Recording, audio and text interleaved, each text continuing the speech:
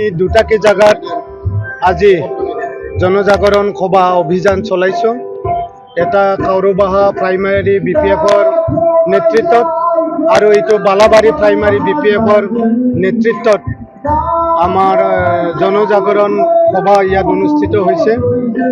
আৰু এই সভাত আমাৰ কেন্দ্ৰীয় যুৱ বিপিএফৰ সভাপতি ৰিঞ্জয় বড়ো, উপসভাপতি কাষ্টম বসুমতাৰী প্ৰমুখে কেন্দ্ৰীয় যুৱ বিপিএফৰ বিষয়ববীয়াসকল আহি অতিথি হিচাপে ইয়াত উপস্থিত হৈছে।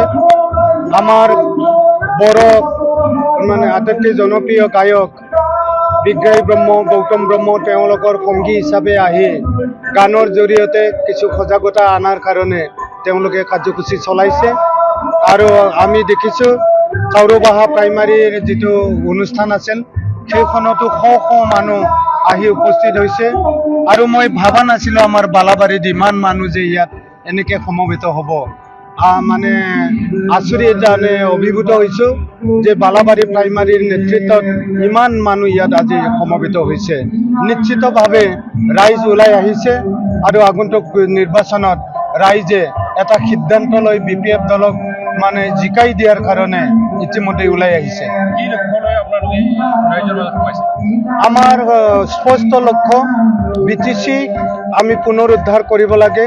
যিটো ষষ্ঠ অনুসূচী 6 শিডিউল ইয়াক পুনৰ শক্তিশালী ৰূপত গঢ় দিয়া আমাৰ মূল লক্ষ্য। আৰু সামগ্ৰিকভাৱে বিটিচি অঞ্চল এতিয়াও পিছপৰা।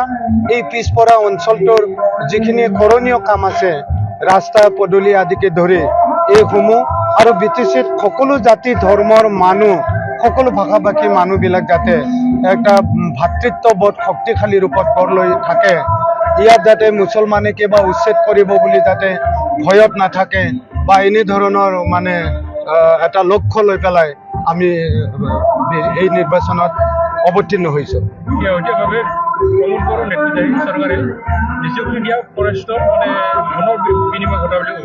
না এতিয়া আমি বিভিন্ন মিডিয়াত দেখিছোঁ যথেষ্ট দুৰ্নীতি কৰি পেলাই আৰু কিছুমান তেওঁলোকৰ অঙহী বঙহী আৰু খুব ক্ল'জ মানুহবিলাকৰ পৰিয়ালত এই চাকৰিবিলাক দিছে। আৰু বাকীখিনিতো টকা পইচাৰ লেনদেনত দিয়া বুলি ইতিমধ্যে অভিযোগ হৈছে। মানুহবিলাকে RTI কৰিছে, কেছত পৰ্যন্ত ইতিমধ্যে দিছে। হোৱা নাই আৰু আমি তদন্ত বিচাৰোঁ। আজি ইয়াত গড়েশ্বৰ ব্লক কমিটি বিপিএফৰ নিৰ্দেশত কাউৰবাহা প্ৰাইমাৰী বিপিএফে এটা জনজাগৰণ সভা অনুষ্ঠিত কৰিছিল। আৰু এই সভাত আমাৰ কেন্দ্ৰীয় যুৱ বিপিএফৰ সভাপতি ৰিঞ্জয় বড়ো, উপসভাপতি কাষ্টম বসুমতাৰী প্ৰমুখে আমাৰ কেন্দ্ৰীয় যুৱ বিপিএফৰ নেতৃবৰ্গ ইয়াত উপস্থিত হৈছে। আৰু আমাৰ বড়োসকলৰ আটাইতকৈ জনপ্ৰিয় গায়ক বিগ্ৰাহী ব্ৰহ্ম, গৌতম ব্ৰহ্মকে ধৰি এটা টিম তেওঁলোকৰ লগত আহি ইয়াত উপস্থিত হৈছে। তেওঁলোকে গীতৰ জৰিয়তে কিছু সজাগতা অভিযান চলাইছে আৰু যথেষ্ট সংখ্যক মানুহ ইয়াত উপস্থিত হ'ল। সঁচাকৈ এইবাৰ গড়েশ্বৰ পৰিষদীয় সমষ্টিত বিপিএফ দলে এটা জয় যাত্ৰা আৰম্ভ কৰা বুলি আজিৰ সভাৰ জৰিয়তে মই অনুভৱ কৰিছোঁ। ইয়াৰ পিছত আমাৰ বৰকুচলাত এনেধৰণৰ আৰু এখন সভা হ'ব, আমি তালৈকে যাম। যিহেতু বৰ্তমান প্ৰমোদ বড়ো চৰকাৰৰ তালিকা প্ৰস্তুত কৰিলে, কিন্তু বুঢ়াচৰ এতিয়ালৈ প্ৰাৰ্থিত ঘোষণা কৰা নাই। গতিকে পবিত্ৰ বড়ো টিকেট পোৱাক লৈ এতিয়া শংকা দিব, এই ক্ষেত্ৰত আপোনালোকে কি ক'ব? এতিয়াতো এইটো তেওঁলোকৰ কথা, দলীয় বিষয় হ'ব এইটো। আৰু যোনে নাপাওক পবিত্ৰ বড়ো পালেও আমাৰ সহজ। আৰু পবিত্ৰ বড়ো নাপাই পেলাই নতুন মুখৰ কোনোবা যদি প্ৰাৰ্থী আহে আৰু ভাল। গতিকে তেওঁলোকে এতিয়া ইমান ডাঙৰ ফেক্টৰ হৈ থকা নাই বুলি ভাবোঁ। গড়েশ্বৰ পৰিষদীয় সমষ্টিটোত এইবাৰ কাৰ মাজত কম্পিটিশ্যনটো আমাৰ বিজেপিৰ লগত হ'ব যেন লাগে প্ৰতিদ্বন্দ্বিতাটো। ৰাইজৰ সঁহাৰি কেনেকৈ পাইছে? ৰাইজৰ বিপুল সঁহাৰি। এইটো সভা বুলি নহয়, আমি যিবিলাক চুপাবিলাকত গৈছোঁ তাতে মানুহবিলাকে যথেষ্ট উৎসাহ উদ্দীপনা লৈ আমাক কৰিছে। সভাবিলাকত অনুষ্ঠিত হৈছে, উপস্থিত হৈছে আৰু কথাবিলাক কৈছে। কিছুমান জাগাত কৈছে আপোনালোকেতো অহাই নাই, বিপিএফৰ বহুত কৰ্মী অহা নাই।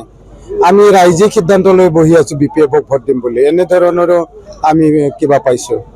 আপোনাৰ যিহেতু আগৰ পৰা এটা ভাল হল আছে ইয়াতে, গতিকে সেই তুলনাত আপুনি কিমান ভোটত এইবাৰ মানে আগবাঢ়িবা বা জয়ী হ'ম বুলি ভাবিছে? এতিয়া কিমান ভোটত জয় হয় ভোটৰ ৰিজাল্টতহে ক'ব পাৰিব, কিন্তু আমি এতিয়া 26,000+ ভোটৰ যোগাযোগত আছো। এনে যোগাযোগ আৰু ফাইনেলি ভোটত কনভাৰ্ট হয় নে নহয় সেইটো কথা ক'ব নোৱাৰে, কিন্তু এতিয়ালৈকে আমি আমাৰ বুথ কমিটি, ছুপাৰ কমিটি আৰু আমাৰ যিখিনি প্ৰাইমাৰী কমিটিৰ সদস্য সংখ্যা এইবিলাকত টেলি কৰি চাই আছো, চেক কৰি চাই আছো। তাত আমি দেখা পাইছো যে প্ৰায় 25-26 হাজাৰ ভোটাৰ ৰাইজৰ লগত আমাৰ যোগ সম্পৰ্ক হৈছে এই মুহূৰ্তলৈকে।